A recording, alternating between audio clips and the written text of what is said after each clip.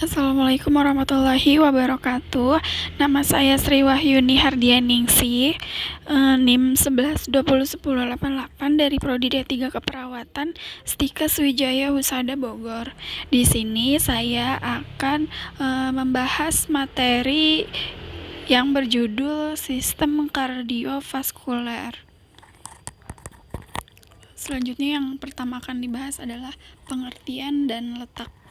Pengertian sistem kardiovaskuler merupakan organ sirkulasi darah yang terdiri dari jantung, komponen darah, dan pembuluh darah yang berfungsi memberikan dan mengalirkan suplai oksigen dan nutrisi ke seluruh jaringan tubuh yang diperlukan dalam proses metabolisme tubuh. Selanjutnya, jantung terletak pada mediastinum, yaitu kompartemen pada bagian tengah rongga toraks di antara dua rongga paru. Mediastinum merupakan struktur yang dinamis, lunak yang digerakkan oleh struktur-struktur yang terdapat di dalamnya, atau jantung, dan mengelilinginya, atau diafragma, dan gerakan lain pada pernafasan, serta efek gravitasi dan posisi tubuh. Di sampingnya terdapat gambar yang merupakan gambaran tentang posisi jantung di dalam rongga dada. Slide selanjutnya, lapisan pelindung jantung. Pada anatomi sistem kardiovaskuler, terdapat lapisan yang melindungi jantung. Lapisan ini adalah perikardium. Perikardium adalah kantong jaringan ikat, fibrosa yang menyelubungi jantung, serta pembuluh darah besar yang terdiri aorta dan truncus pulmonaris. Lapisan pelindung jantung ini terdiri dari 3 lapis. Selanjutnya ada fibrosa, adalah lapisan yang paling luar. Lapisan ini keras dan kaku teksturnya. Kemudian ada serosa yang terdiri dari lapisan luar dan dalam, yaitu lapisan parietal dan lapisan visceral. Keduanya ini terbentuk dari jaringan mesotelium. Nah, ini adalah lapisan yang penyusun jantung. Yang pertama ada parietal. Parietal ini adalah nama lapisan yang menempel pada lapisan fibrosa. Selanjutnya yang kedua ada visceral, adalah nama lapisan melekat pada miokardium atau otot jantung. Epikardium adalah nama lain untuk lapisan visceral. Yang ketiga ada lapisan kavital perikardial, terbentuk antara kedua lapisan serosa dan mengandung sedikit cairan perikardium atau serosa. Cairan ini berperan sebagai pelumas perikardium untuk mengurangi friksi atau gesekan. Selanjutnya, struktur pembuluh darah. Pembuluh darah besar ini memiliki 3 lapisan. Lapisan tersebut adalah tunika. Yang pertama, intima. Intima ini terdiri dari endotel dan lamina elastica interna. Yang kedua ada media. Media ini terdiri dari otot polos dengan serabut elastis. Lapisan ini berperan dalam vasokonstriksi dan vasolidasi pembuluh darah. Yang ketiga, adventitia. Adventitia ini tersusun atas jaringan ikat yang mengandung kolagen dan serat elastin. Lapisan ini membantu melekatkan pembuluh darah ke struktur terdekat. Kemudian pembuluh darah. Pada anatomi sistem kardiovaskuler, pembuluh darah terdiri dari pembuluh darah arteri dan vena. Arteri merupakan pembuluh darah dengan tekanan darah yang tinggi, sementara vena memiliki tekanan darah yang lebih rendah. Perbedaan tekanan ini menyebabkan sedikit perbedaan struktur keduanya. Perbedaan tersebut antara lain, yang pertama, arteri memiliki dinding otot yang lebih tebal, yaitu tunika media dari vena. Yang kedua, vena memiliki katup untuk mencegah aliran balik darah. Yang ketiga, arteri memiliki lumen yang lebih kecil karena harus menjaga tekanan darah tetap tinggi, tetapi vena memiliki lumen yang lebih besar. Slide selanjutnya ada bagian-bagian jantung.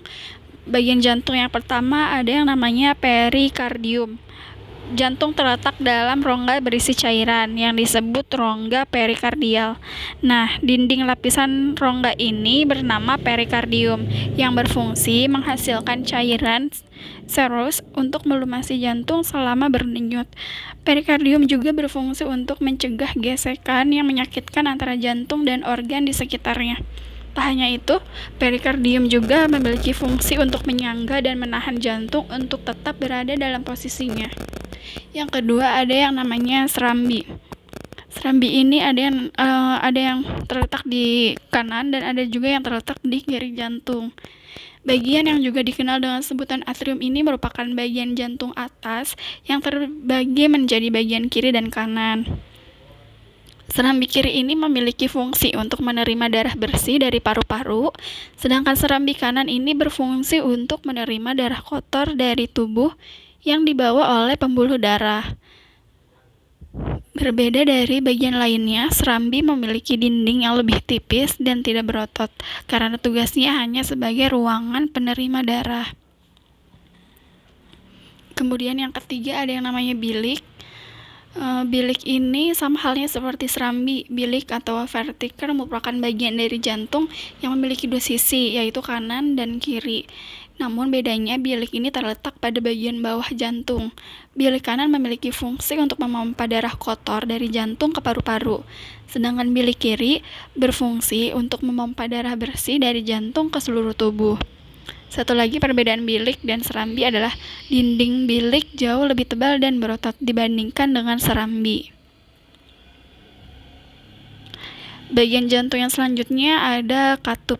Katup ini terbagi menjadi 4. Tugas keempat katup tersebut adalah menjaga aliran darah mengalir ke satu arah. 4 katup yang dimaksud adalah yang pertama katup trikuspid yang bertugas mengatur aliran darah antara serambi kanan dan bilik kanan. Yang kedua, katup pulmonal yang bertugas mengatur aliran darah dari bilik kanan ke arteri pulmonalis yang membawa darah ke paru-paru untuk mengambil oksigen. Yang ketiga, katup mitral yang bertugas mengalirkan darah yang kaya oksigen dari paru-paru mengalir dari serambi kiri ke bilik kiri. Yang keempat, katup aorta yang bertugas membuka jalan bagi darah yang kaya akan oksigen untuk dilewati dari bilik kiri ke aorta atau arteri yang terbesar di tubuh. Selanjutnya ada pembuluh darah. Pembuluh darah ini terbagi menjadi 3. Yang pertama ada arteri. Arteri ini bertugas membawa darah yang kaya akan oksigen dari jantung ke bagian tubuh lainnya.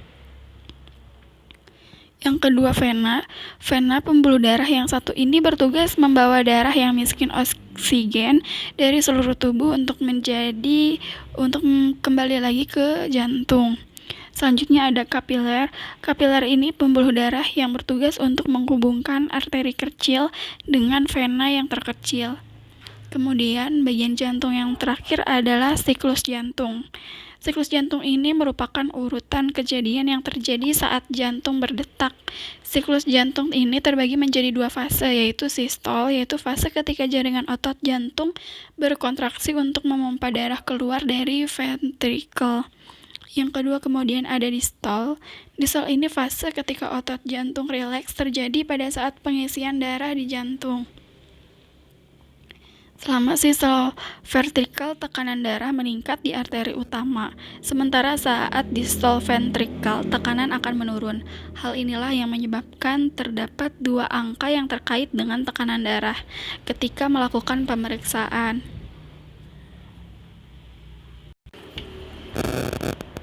Slide selanjutnya